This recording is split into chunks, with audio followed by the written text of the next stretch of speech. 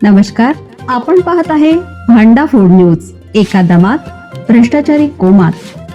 Social media, कर्जबाजारी, गुन्हेगारी, सट्टेबाजी, चोरी, मटका, जुगार, दारू, सावकारशाही, न्यायाच्या प्रतीक्षेत प्रशासन.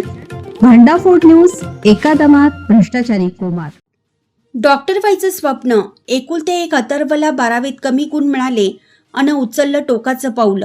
कोल्हापुरातील घटनेनं खळबळ. 12वी परीक्षेत कमी गुण पडल्याच्या नैराश्यातून अथर्व उर्फ श्री सुहास पाटील, वय वर्ष 19, राहणार राजोपाध्ये नगर, मूळ राहणार राशिवडे खुर्द, तालुका राधानगरी, यांनी राहत्या खोलीत स्लॅबच्या हुकाला गळफास घेऊन आत्महत्या केली. आज सायंकाळी 6च्या सुमारास हा प्रकार उघडकीस आला. पाटील कुटुंबीय मूळचे राधानगरी तालुक्यातील राशिवडे खुर्द येथील आहेत. अथर्वचे वडील आयुर्वेदिक डॉक्टर असून कोकणात शिरगाव, फणसगाव येथे वैद्यकीय व्यवसाय चालवतात.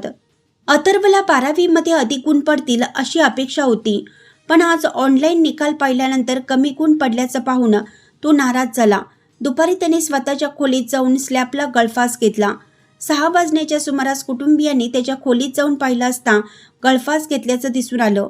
अथर्व हा एकुलता एक मुलगा होता. अथर्वला भविष्यात डॉक्टर व्हायचं होतं. त्याच्या अभ्यासासाठी कुटुंबियांनी कोल्हापुरात भाड्याने खोली घेतली होती.